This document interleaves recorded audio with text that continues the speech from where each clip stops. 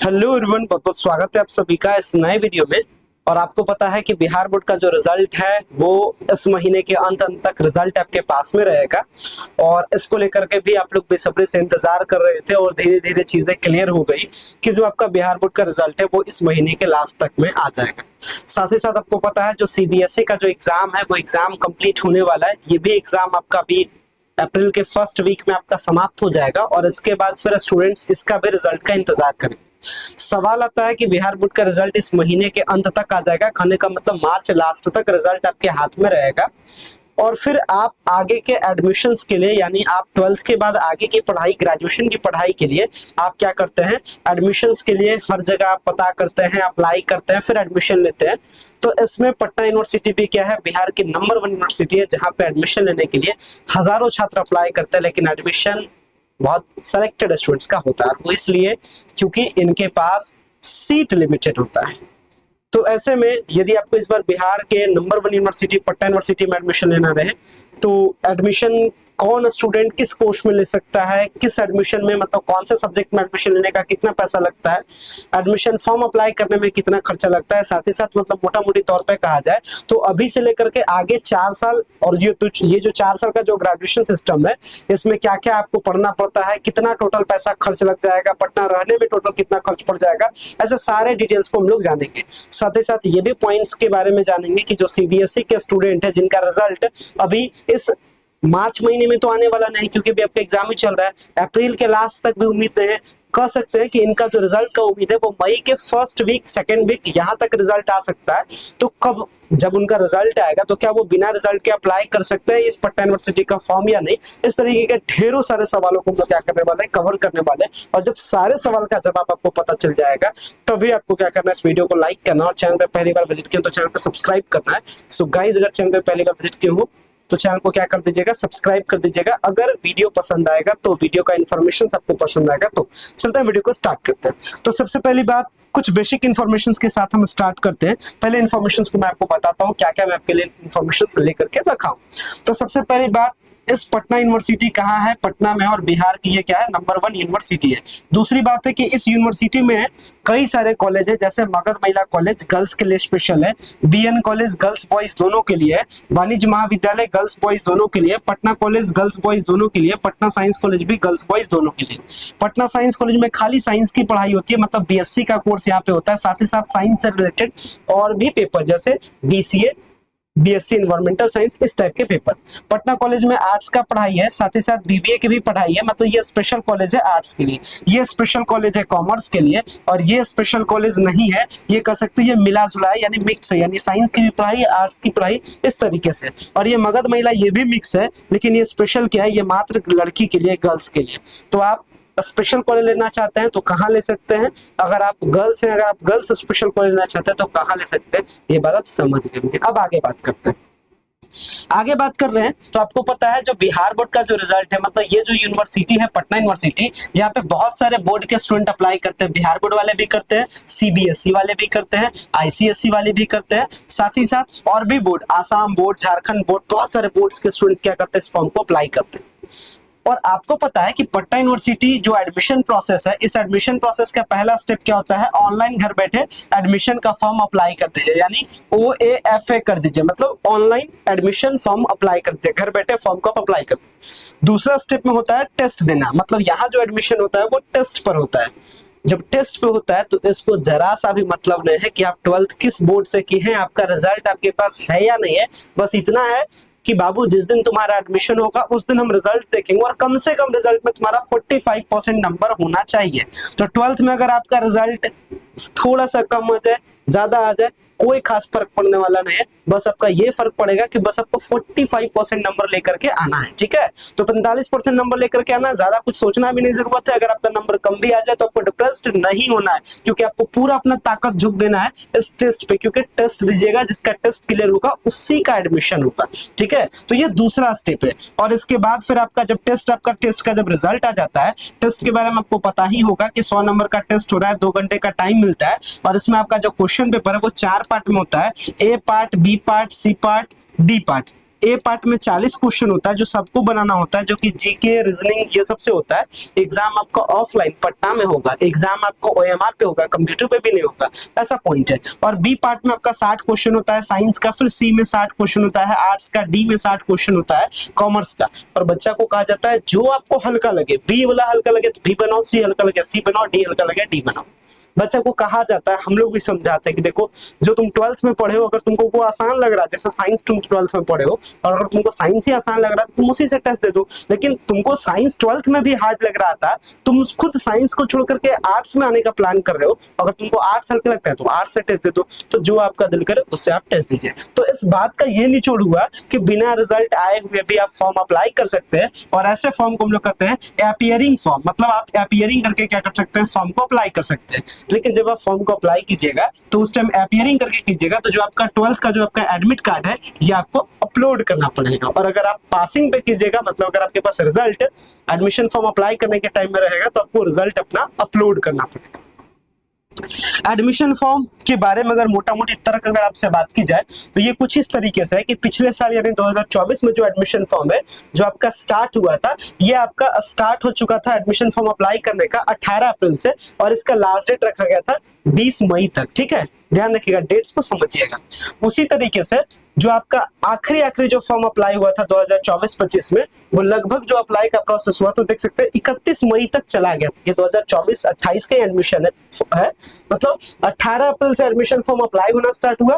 पहले last date था 20 मई, फिर 10 दिन लास्ट डेट को बढ़ा दिया गया था, और लास्ट डेट जो रखा गया था, फाइनल लास्ट डेट जो रखा गया था वो 31 मई। यानी कहने का इस तर्क से हम लोग ये समझते हैं कि जो आपका एडमिशन का जो अप्लाई होगा, यानी जो ऑनलाइन एडमिशन फॉर्म अप्लाई होगा वो एएफ है, वो अप्रैल में लगभग हार्डली ये अप्रैल 15 से लेकर के 20 के बीच में क्या हो जाएगा, स्टार्ट हो जाएगा। और इसका जो लास्ट डेट होगा वो पिछले बार तो थोड़ा सा लेट हो गया था, क्योंकि पिछले बार तो टेस्ट हुआ नहीं था, तो थोड़ा सा लेट भी हुआ, तो ज्यादा दिक्कत नहीं हुआ। लेकिन इस बार जो एडमिशन का जो अप्लाई करने का लास्ट डेट होगा वो मान के चलिए वही 20 मई से 25 मई। उसके बाद आपका डेट क्या होगा, नहीं बढ़ेगा, नहीं तो फिर टेस्ट लेने में दिक्कत होगा। और जो टेस्ट होगा वो टेस्ट मान के चलिए, मई में तो टेस्ट का जगह है, आप जून ही मान के चलिए। जून में आप 5 से लेकर के 12 जून के बीच में आप टेस्ट समझ लीजिए कि टेस्ट आपका होगा। तो टेस्ट कहाँ होगा, पटना में होगा, ऑफलाइन होगा, ओएमआर पे होगा, कलर करने वाला, ज्यादा कोई डिफिकल्ट नहीं है। आइएगा, पटना के ही किसी न किसी कॉलेज में आपका टेस्ट रहेगा। कितना फॉर्म अप्लाई आता है वो देखना रहेगा, क्योंकि हर साल लगभग जो फॉर्म अप्लाई आता है वो 40,000 के आसपास फॉर्म अप्लाई आता है। सीट इसके पास 4500 के आसपास होता है, मतलब 10 गुना के आसपास कंपटीशन होता है।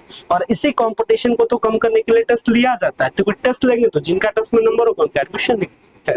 अब चलिए पॉइंट जो हम लोग का मेन पॉइंट है कि जब आप एडमिशन फॉर्म को अप्लाई कीजिएगा तो देखिए आप कौन से कोर्स में अप्लाई कीजिएगा, यानी कौन सा बच्चा कौन सा कोर्स कर सकता है, इसके बारे में हम लोग बात करें, और उसमें कितना पैसा लगता है, और 4 साल का भी हिसाब किताब हम लोग करेंगे। इसको आप समझने के लिए कुछ इस प्रकार से पहले समझ लीजिए। जनरली 2 प्रकार का कोर्स होता है। एक कोर्स होता है रेगुलर कोर्स, ठीक है, जिसमें आता है बीए का अगर आप पढ़ाई करते हैं, बीएससी का पढ़ाई करते हैं और बीकॉम का पढ़ाई करते हैं तो ये कहलाता है रेगुलर कोर्स। और अगर आप बीबीए का, मतलब इसके अलावा कुछ भी आप कोर्स कर रहे हैं, जैसे बीबीए कर रहे हैं, बीसीए कर रहे हैं, बीएमसी कर रहे हैं, तो ये सब कहलाता है वोकेशनल कोर्स। ठीक है, तो बिहार में 4 साल का ग्रेजुएशन सिस्टम लागू हुआ, 4 ईयर ग्रेजुएशन सिस्टम लागू हुआ, लेकिन वो रेगुलर कोर्स में अप्लाई हुआ। पॉइंट को समझिएगा, वो रेगुलर कोर्स में, मतलब बीए बीएससी बीकॉम में बिहार में 4 साल का ग्रेजुएशन है। लेकिन ये 4 साल का ग्रेजुएशन ऐसा नहीं कि जबरदस्ती है, आप 3 साल भी पढ़ करके छोड़ सकते हैं। क्या बीच का ऐसा कहानी है कि 3 साल पढ़ना चाहिए या 4 साल पढ़ना चाहिए, तो इसके पीछे की यही कहानी इसके पीछे है कि 3 साल का वो ग्रेजुएशन पढ़ेगा जिसको जनरल कंपटीशन में जाना है, यूपीएससी बीपीएससी या ग्रेजुएशन लेवल का जॉब करना है उस।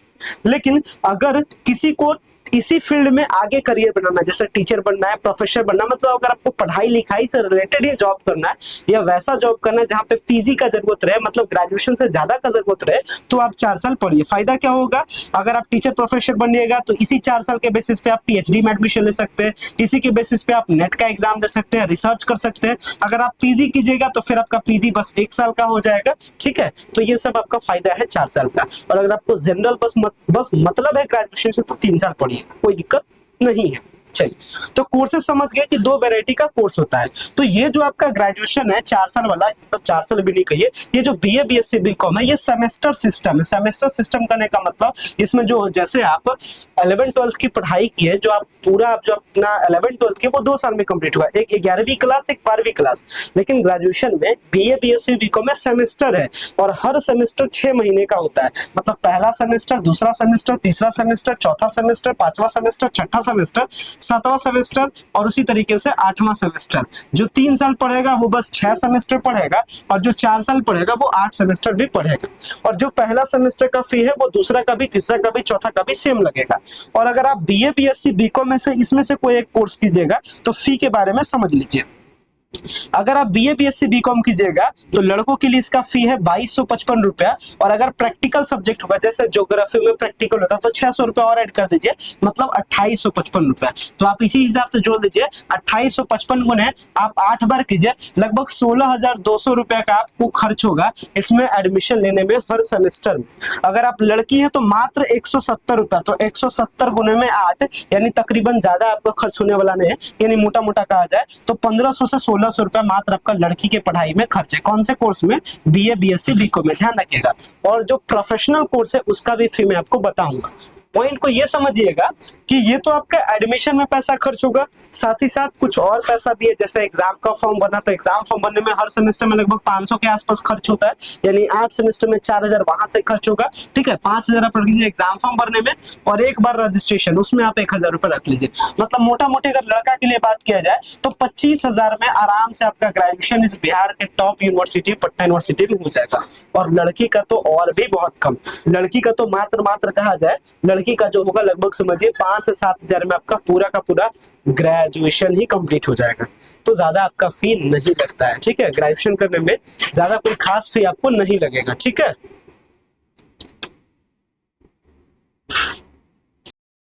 तो बस ऑल ओवर फाइनल आप ये समझ लीजिए कि यहाँ से ग्रेजुएशन करने में ज्यादा खर्च नहीं पड़ता है।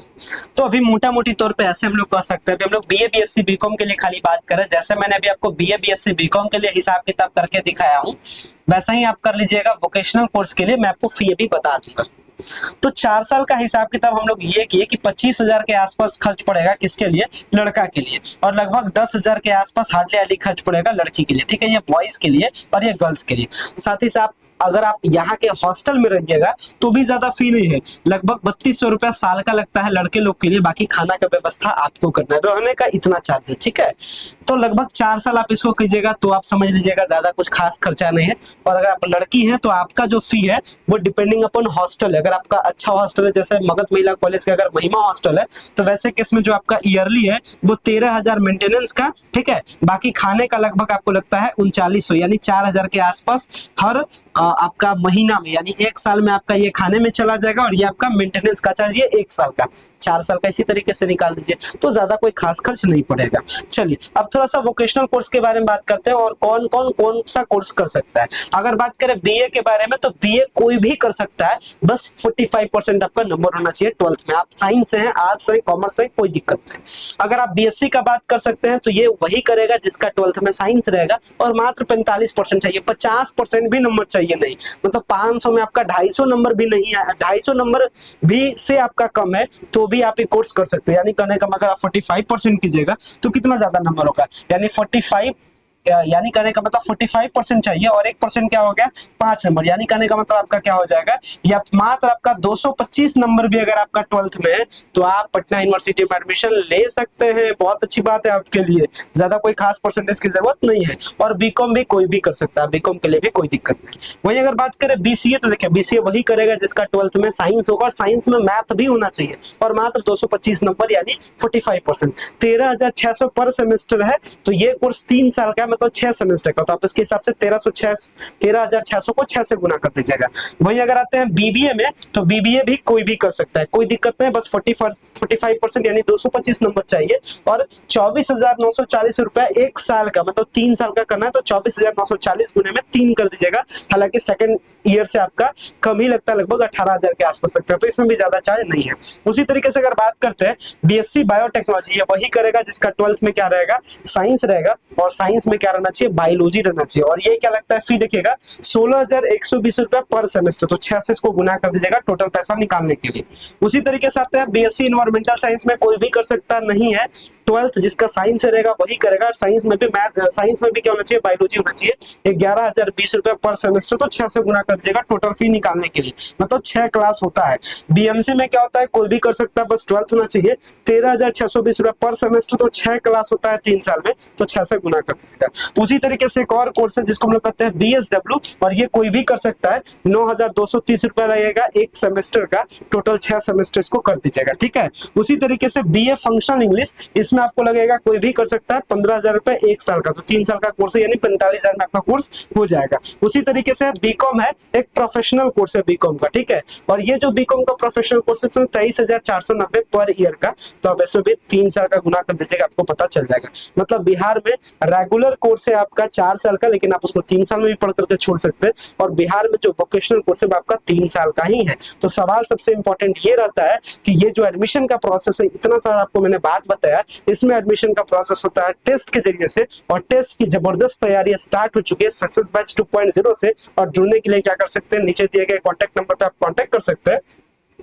अगर आपको कोर्सेज को लेकर के बताएं तो सक्सेस बैच 2.0 स्टार्ट हो चुका है, जहां पे आपको कई सारे बेनिफिट मिलते हैं। और बेनिफिट में क्या क्या मिलता है, जितना भी सारा सब्जेक्ट पूछता है टेस्ट में, सबका पढ़ाई होता है, सबका प्रिपरेशन होता है। मतलब 40 नंबर वाला मैथ, जीके, रीजनिंग, सब कुछ की पढ़ाई, साथ ही साथ 11 12 से क्वेश्चन पूछे जाते हैं, उसकी भी कंप्लीट तैयारी। क्लास आपको लाइव क्लास, यानी हमारी और आपकी आमने सामने पढ़ाई, रिकॉर्डेड क्लास भी मिलती है, अनलिमिटेड रिप्ले मिलता है, मतलब जितना बार आपका मन करे उतना बार देखिए। क्लास हमारा चलता है इस ऑफिशियल ऐप पे, और भी कई सारे बेनिफिट मिलते हैं। ये जो आपका कोर्स का आपका डिटेल है, ये कोर्स का डिटेल मैं आपको वीडियो के डिस्क्रिप्शन बॉक्स में इसका पीडीएफ दे दूंगा, आप क्या कर सकते हैं, वहां से पढ़ सकते हैं। मैंने कई पहले वीडियोस में बताया भी था कोर्स के बारे में, तो कोर्स का वीडियो मैं आपको लगा भी दूंगा लास्ट में। मोटा मोटी तौर पर ये बात किया जाए कि सक्सेस बैच 2.0 से अगर आपको पढ़ना रहे, टेस्ट का तैयारी करना रहे, तो आपको इस तरीके से प्ले स्टोर से ऑफिशियल ऐप को डाउनलोड कर लेना है, ऐप पर रजिस्टर हो जाना है, और लॉग इन करके कोर्सेस में जाकर के सक्सेस बैच 2.0 से जाकर के जुड़ जाना है। और अगर किसी भी प्रकार का डाउट हो या कोर्स से जुड़ने के रिगार्डिंग किसी भी प्रकार का आपका क्वेरी हो, तो जो नीचे नंबर शो कर रहा है, इस नंबर पे आपको कांटेक्ट करके कोर्स से जुड़ जाना है, और अच्छे से लाजवाब तरीके से क्या करना है, पढ़ना है, ताकि इस बार आप अपने सपने को साकार करें। और अगर आपका 12th में परसेंटेज थोड़ा सा कम भी रह जाए या ज्यादा, ऐसा कुछ भी रहे, आपको ज्यादा सोचना नहीं, क्योंकि 12th में बस चाहिए 225 नंबर, ठीक है। तो मिलते हैं नेक्स्ट वीडियो में फिर से नए इन्फॉर्मेशन के साथ, एक और नई वीडियो में मिलेंगे। अभी के लिए आप अच्छे से रहिए, अच्छे से अपने आगे करियर में बढ़िए।